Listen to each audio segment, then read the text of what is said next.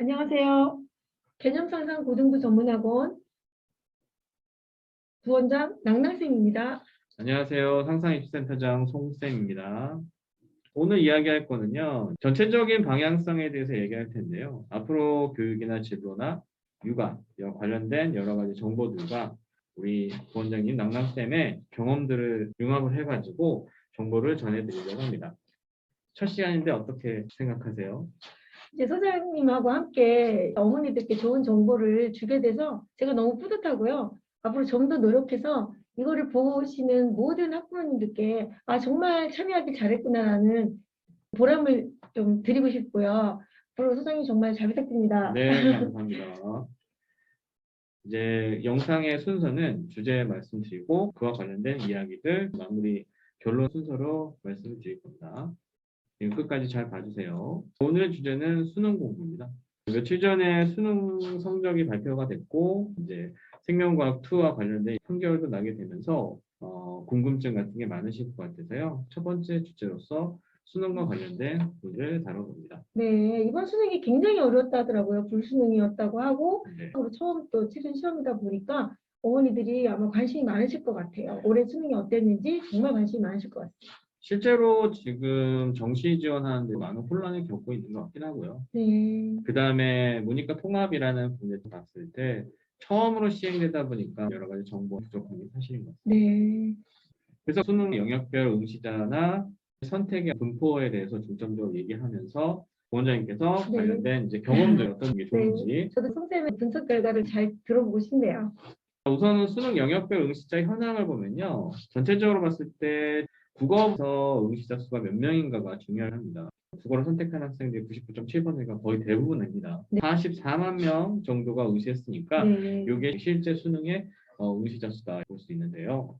특히 국영수 탐을 모두 응시한 학생 수가 41만 명 정도이기 때문에 3만 명 정도의 차이가 발생합니다. 네, 이번에 국어도 엄청 어려웠다고 하죠. 네, 국어가 어려웠고 1교시다 보니까 이제 2교시 때 멘탈이 나가서 힘들어하는 친구들도 많이 있었다고 하고요. 그래서 국어 준비를 정말 잘해야 되는 것 같아요. 네, 맞습니다. 아무래도 영향력이 많이 있는 건 사실이고요. 네. 국어 시험이 진행되고 나서 학생들이 어떻게 멘탈을 잡고 이후에 이어지는 과목들을 하느냐도 굉장히 중요한 건데 이제 영어가 절대평고, 국어 수학이 상대평가다 보니까 국어 수학의 변별력이나 영향력이 더 커진 건 사실이고요. 네, 맞습니다.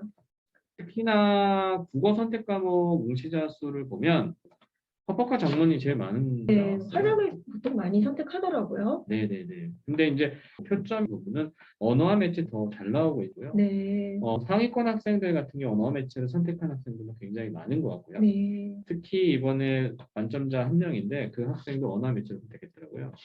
난이도 면에서 화작이 조금 더 쉽다고 느껴서 더 많이 지원을 하게 되는 걸까요? 쉬울 거라고 생각을 해서 많이 지원했던 것 같습니다. 네. 근데 이제 실질적으로 화작이 굉장히 어려웠다는 평가가 네. 많이 있고요. 상대적으로 언어 매체가 안정적이었다라는 얘기가 나오는 것 같아요. 선택도 엄청 중요하겠네요. 네, 아무래도 선택에 따라서 유불리가 작용할 수밖에 없었던 부분이 올해의 수능의 가장 큰 특징이었고요. 네. 내년부터는 화법과 작문과 언어 매체가 비율이 비슷해지거나 언어 네. 매체가 좀 더 증가하지 않을까라는 생각도 들어요. 네. 그리고 화법과 작문에서 시간이 많이 소요되다 보니까 시간 관리를 잘 못했던 친구들 같은 경우는 좀 실패를 봤다. 그러면 송쌤 생각에는 아이들이 저학년 때부터 독서라든가 이런 걸 많이 준비하면 학습이나 언어와 매체에 많은 도움이 될 거라고 생각을 하시나요? 네, 아무래도 문해력, 네. 글을 이해하는 능력이 중요하다 이렇게 네. 볼 수도 있을 것 같아요. 그럼 저학년 때부터 좀 준비를 해야만 만점 나올 수 있겠네요. 이번에 만점 학생이 인터뷰했던 내용처럼 국어 같은 경우에서 책을 많이 읽었던 경험이나 네. 독서력이라는 문제가 국어 공부를 하는 데 있어서 도움이 많이 됐던 것 같아요.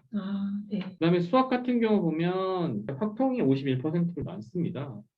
그리고 상대적으로 미적 기하가 적은데 만점자 숫자는 미적이 많았거든요. 네. 그러다 보니까 이제 미적 기하를 선택한 학생들이 이과형이고 확통을 선택한 학생이 문과형인데 이과형 학생들이 문과형 학생들보다 훨씬 더 유리했다. 지금 상황에서도 보면 이과형 학생들이 문과로 교차 지원하는 경향도 많이 네. 보이고 있는 것 같아요. 이게 세 개 중에 선택을 하다 보니까 문과 아이들은 확률과 통계를 당연히 선택할 것이고 이과 친구들 중에서도 합동을 선택하는 친구들이 좀 있는 것 같아요. 네, 많죠. 그렇다고 해서 이과 학생이 학종을 선택한다고 해서 더 유리하고 그러진 않을 것 같거든요. 친구들이 미적 기하를 선택 안 하고 확률과 통계를 선택한다고 해서 이점이 있을까요? 근데 과거에도 수가나로 나눠져 있을 때 이과 학생들이 수가에서 등급이 안 나오면 수나로 넘어가는 케이스가 있었어요. 네. 그 당시에는 수가형과 수나형이 분리가 돼 있었던 상황이고요. 올해 같은 경우에는 수학 안에 선택 과목 체제로 나눠지다 보니까 과거의 수가나형의 성적이나 데이터하고 차이가 네. 있다. 이렇게 봐야 될 것 같고요.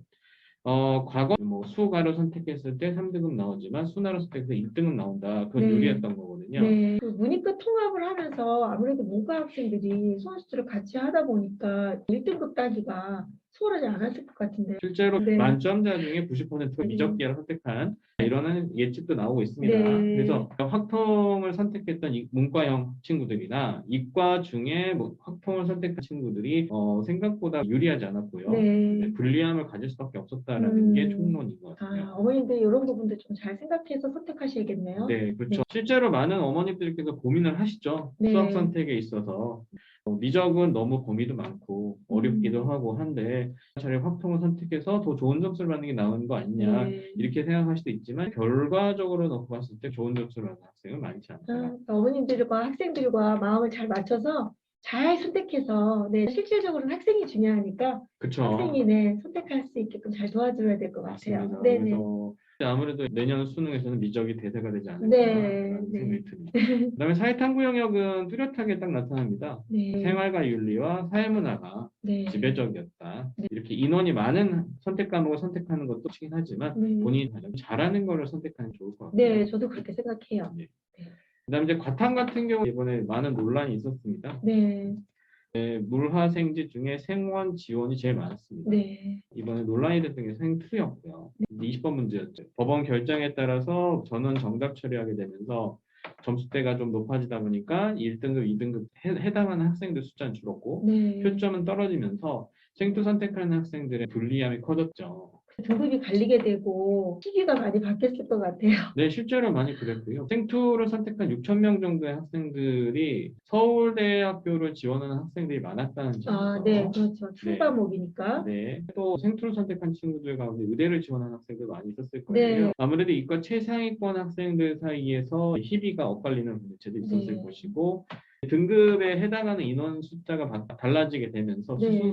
수능 최저학력 기준에 충족을 시키느냐 못 시키느냐도 매우 중요해졌던 부분들이 네. 있었을 것 같습니다. 특히 이과는 이 과탐 선택에 의해서 대학이 좌지우지되는 네, 맞습니다. 상황이 더 많은 것 같더라고요. 네, 그렇죠. 특히 서울대학교가 아직까지 2를 지정하고 있고 2024학년도부터 풀잖아요. 내년까지는 과탐 선택에 따른 유불리는 존재할 수밖에 없다. 네. 이렇게 보여지고요. 이번에 깜짝 놀랐어요. 정답 처리 모두 해준다고 해서 잘 그렇게 안 하는데 그죠? 올해 깜짝 놀랐어요. 수능이 시행된 지가 이제 94년도부터니까 네. 약 20년 넘었네요. 네, 네. 오래됐는데 올해 같은 경우가 굉장히 좀 논란이 있었던 네. 이 신청이 받아들여져 원장님도 사퇴할 정도니까 네. 초유의 사퇴였다. 그다음에 수학의 확통을 선택한 학생들 가운데 과탐을 선택한 학생들이 한 7% 정도 됩니다. 이과 학생들 가운데 한 15,000명 정도가 이제 선택했던가 네. 아니면 이제 문과 학생들 가운데 이과 가려고 하는 학생들이 있었을 텐데 네. 아무래도 문과 학생들이 과학을 어려워하는 분들이 그죠.